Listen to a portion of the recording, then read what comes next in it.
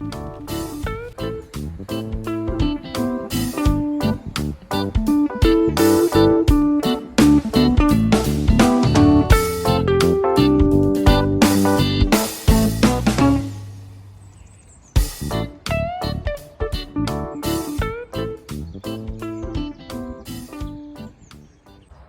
you join me at Frank's Lake, which is a lake which is very close to me, which is very fortunate because it's a fantastic lake and it's looking like a brilliant day for fishing. I have already caught a couple of bream, which I'm going to put the pictures up so you guys can see now.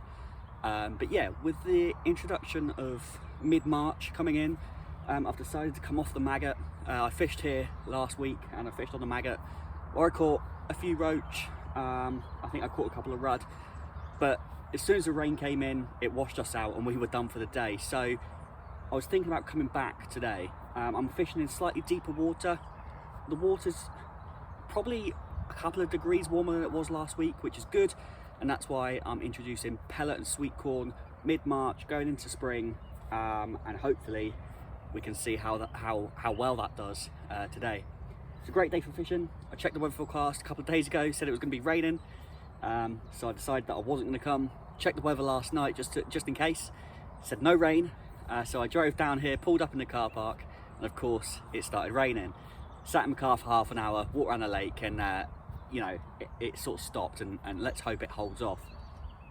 But yeah, I'm fishing I want to say a long pole, but it's not that long. But it's definitely not short. Probably like a mid pole. About 3 foot of water, which is a change. I was fishing 2 foot of water last time I was here. I'm feeding small amounts of pellet down onto the bottom with maybe 3 or 4 bits of corn each time I put in, just over the top, just to keep them feeding, keep it fresh, and then obviously hook bait with corn as well. Got size 12 hook on, just because I know there's some big carp in here, and as much as I'd like to carry on catching these bream and these silverfish, I know that there is a chance I could hook into something a bit bigger, which is why I've got slightly heavier elastic on. I've gone for my 15 today, which is definitely my summer elastic, but today's not about bagging up on a big amount of fish. Today's about catching some nice bream, potentially some tench, and maybe a nice carp if I can. That would be the ideal scenario.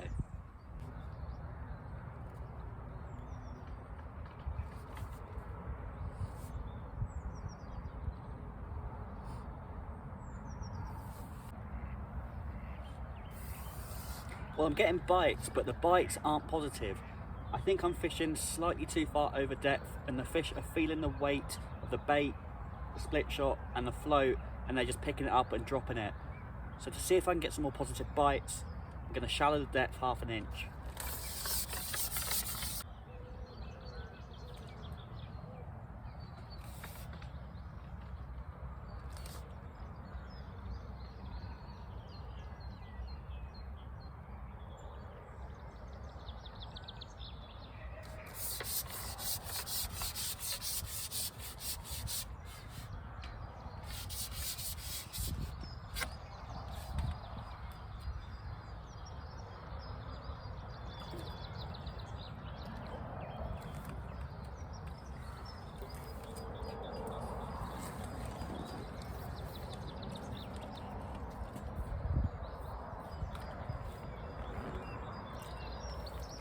We got a tench! Well, there you go guys. That was a much more positive bite. We managed to get a tench. Beautiful looking fish. Happy days. Well, tench are bottom feeders, so it's nice to know that even though I've shallowed up my rig 1/2 inch, I'm still on the foot of on the bed of the lake, which is good. I might be like a couple of centimeters just off, which would be fine. But yeah, I literally moved that float. I was getting a lot of bites where the float wasn't going straight under. So we call that a negative bite. A positive bite would be a bite where the float goes straight under. And so because of that, just by literally making 1/2 inch change to the way that my float is set up or my rig is set up, it goes and produces results, of course. And we go and land that tench, beautiful tench. But I just want to show you quickly how I'm cupping, because this time of year, mid-March, it's hard to know how the fish are going to respond to certain the way you're feeding, basically. So I'm going to show you how I feed, and of course it's different for everybody. It's different in terms of weather, the temperature of the water, venues, things like that. But I'm going to show you what I'm doing today. Okay, so I've told you I'm on the pellet and corn. The pellet, these are micro pellet. I don't usually use these, but because it's this time of year, I want to attract the smaller fish. I mean, I know it's not about catching, you know, today I said I wanted to catch a nice species of fish rather than a bag of fish, but just to catch any kind of fish is a result for me. So I want to use these smaller particle baits just so I can get the smaller fish in, and hopefully use the sweet corn over the top for the bigger fish to dig the bigger bits out of the pellet.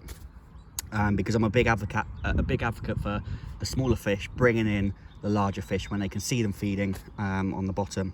So I am using a small bait cup. In the summer I use a large bait cup. I very much last year used to go all guns blazing, set up my gear, go in with a big cup, and then my swim was set up for the day. But the trouble is with that is you can easily over bait your swim.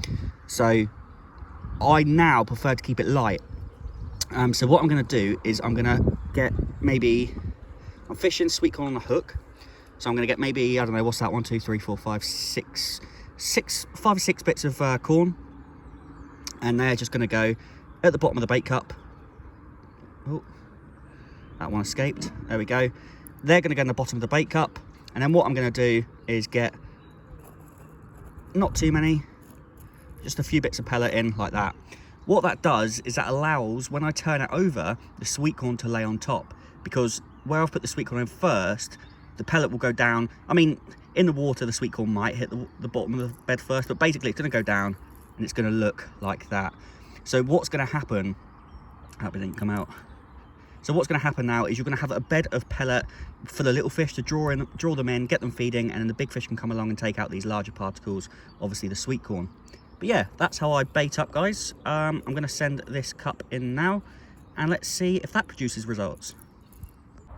Just what I'd quickly like to add as well, on the feeding side of things, I'm probably cupping in this pot, maybe every other put in. Just seeing how the fish respond to it. If the bites aren't coming, I might put in a bit more. If they are coming, I'll continue to do it every other put in. If it's working, don't change it, guys.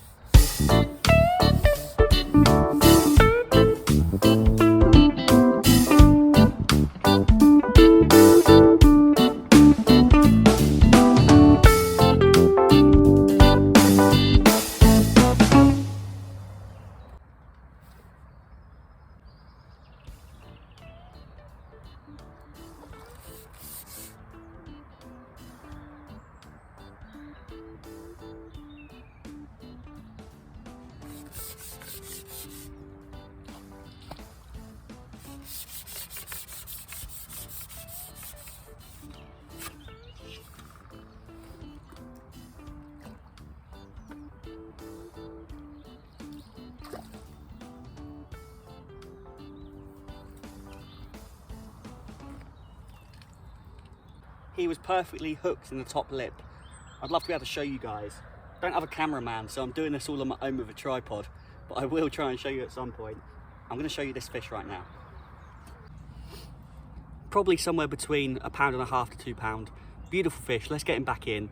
Let's see if we can catch some more. But it's just proof that the sweet corn is starting to work now, and the way I'm cupping my bait in is producing results.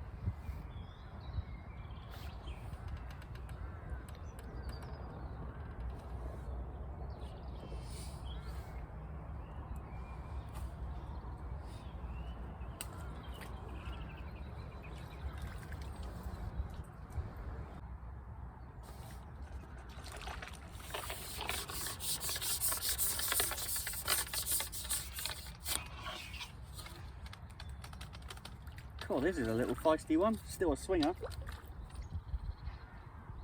But he isn't giving up the fight. Let me just quickly show you guys how he's hooked. Even though it's a little fish, but look at that. I don't know, can you see that? He's hooked just in the top lip. Look at that. Perfect.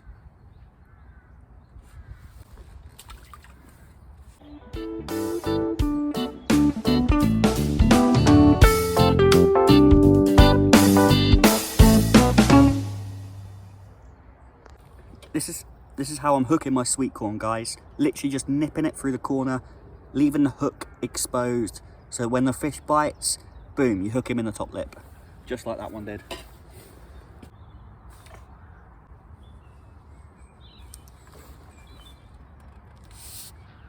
This could be another tench, guys. It's staying low. And it's got a very large swirl in the water, which is very like their paintbrush style tail. And I'm completely wrong, it's a bream. Which is kind of weird because the bream don't tend to fight in here much, and this guy's putting up a fight. And now he's given up. I'm not going to get my photo with this one, guys. I will show you, but they're so slimy and I'm already covered in so much slime. Ugh, I don't like touching the things. Without getting too much slime on me, guys, here we go. There's another bream. Let's see if I can show you in the net without him falling out. There he is. Probably about a pound. Happy days. Let's get him back in.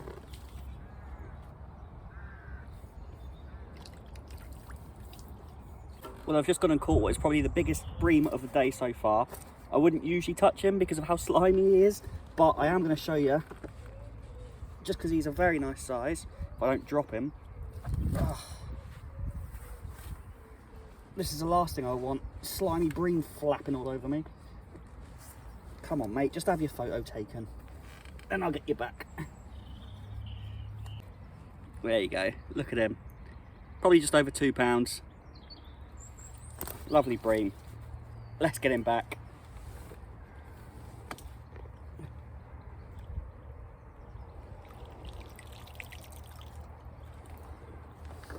I am covered in slime. Do you know what the worst thing is? I've left my towel at home because I put it in for washing last time I used it. Right, we've had some nice bream. I've had one nice tench. Now it's time for a nice carp. I wouldn't mind another nice tench, to be honest. But we're keeping the tactics the same, guys. Pellet, corn. I did throw in some bigger particles. Didn't really produce any results. So I've gone back to feeding a little often again. Let's see if we can catch a nice carp or another nice tench.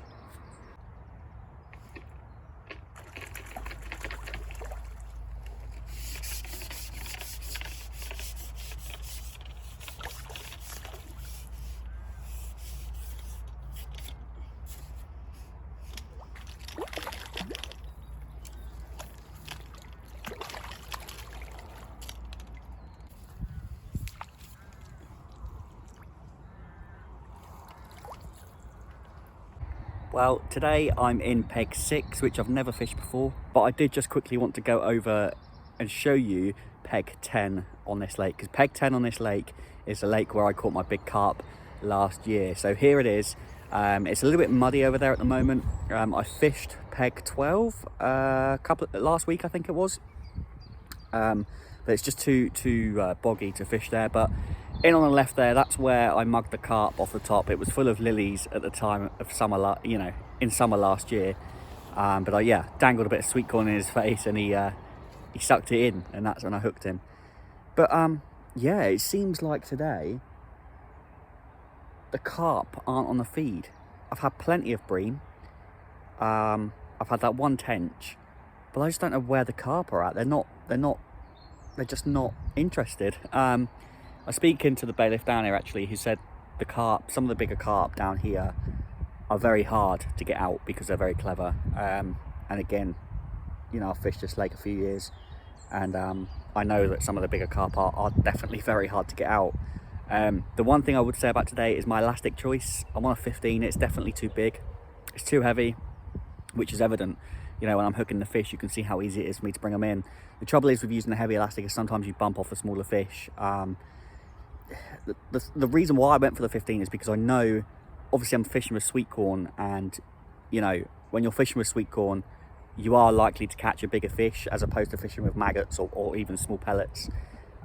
With Sweetcorn, it's just that bigger bait, and you know, it's a well-known bait for, of course, catching tench and bream, but of course carp as well. Carp love Sweetcorn. So it's all well and good me saying this elastic, you know, that I'm using is too heavy, but if I go and hook into a double figure carp, I'll be very happy that I've got that 15 on. So it's quite hard. It's just, elastic choices are very difficult. If you want to play it safe, go, well, again, it's difficult, because I was going to say, if you want to play it safe, go with a lighter elastic so you don't bump off the smaller fish, but then it's not playing it safe, because if you hook into something bigger, then you could be in a bit of trouble. But yeah, trying to find that happy medium between catching smaller fish, and obviously if you get, you know, if you end up hooking a bigger fish, you've still got enough to play it and bring it in. So that's why I went for the 15. But yeah, I'm not in a match situation, so it doesn't really matter. I've caught some nice bream and some nice tench, so it's working.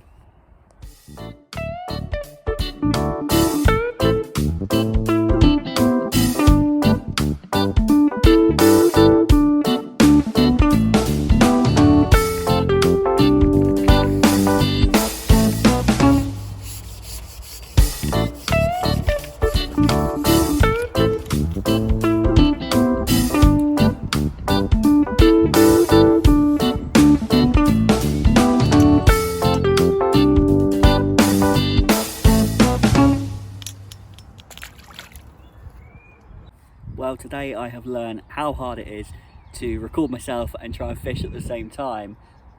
Actually, since I caught that tench, I kind of lost my rhythm. I've had a couple of breams since. Probably my biggest one was about £3, which is lovely. I've done quite well today, probably better in terms of quantity of fish. I did better this morning, but again, like I say, I think my biggest fish was my bream, £3, that was caught later this afternoon.